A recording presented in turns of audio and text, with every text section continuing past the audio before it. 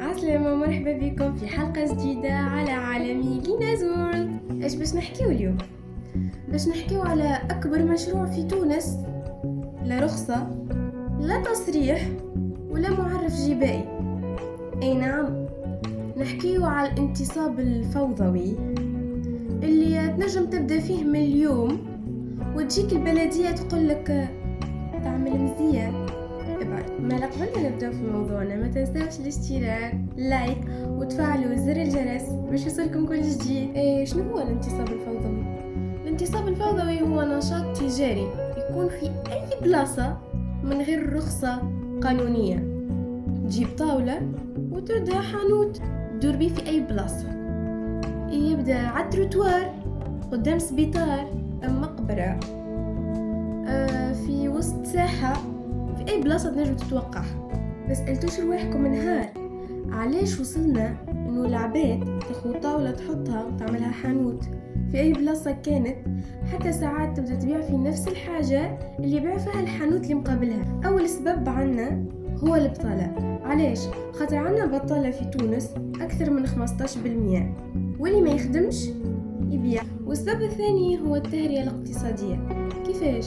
كيما غلاء المعيشة، وكما زاد انعدام مواطن الشغل. ومن أكثر أسبابها زاد هو غياب الرقابة. البلدية هي المسؤول الأول عن الحاجات هذه، وبما أنه تغيب البلدية وحتى كي ترجع مرات قليلة، وحتى البايع كيراهم يا إما يهرب يجري يبدل بلاصته وإلا يطبق السلعة ويقطع. وتو آخر سبب، رغم اللي مازالوا برشا أسباب أخرين، هو طلب العيش. علاش؟ على خاطر الناس تحب الحاجة الرخيصة والحاجة الأقرب. كلنا نعرفوا اللي نتائجها كارثية على الآخر، فوضى العارمة في الدنيا الكل.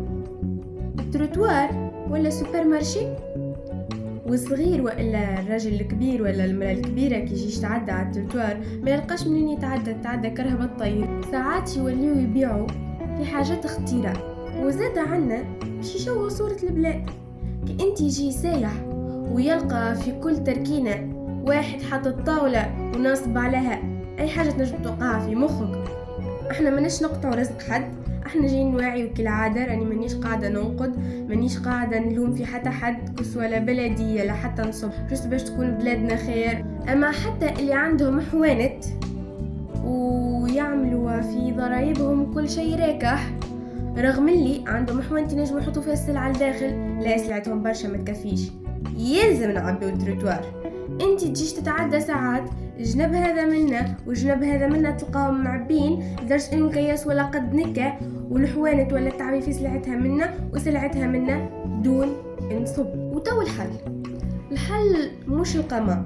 اول حل هو تهيئة اسواق في بلاصة عامة تولي سوق، الناس الكل تمشي لها، الناس الكل تكون منظمة، لا فوضى لا حتى شيء، كل واحد عارف بلاصته. واكيد ندعموا المشاريع الصغيرة وتكون رقابة داعمة ومتواصلة ديما، ويلزمنا نحفزوا المواطن انه يشري من حاجة رسمية وقانونية. وتوا نحب نطرح سؤال باش نختم بيه، ونحبكم الناس كل تجاوبوني عليه في الكومنتير. هل الانتصاب الفوضوي جريمة وإلا نتيجة لجريمة أكبر؟ وأكيد رأيكم يهمني. هذا كان فيديو لليوم وهذا كان موضوعنا، إن شاء الله يكون عجبكم.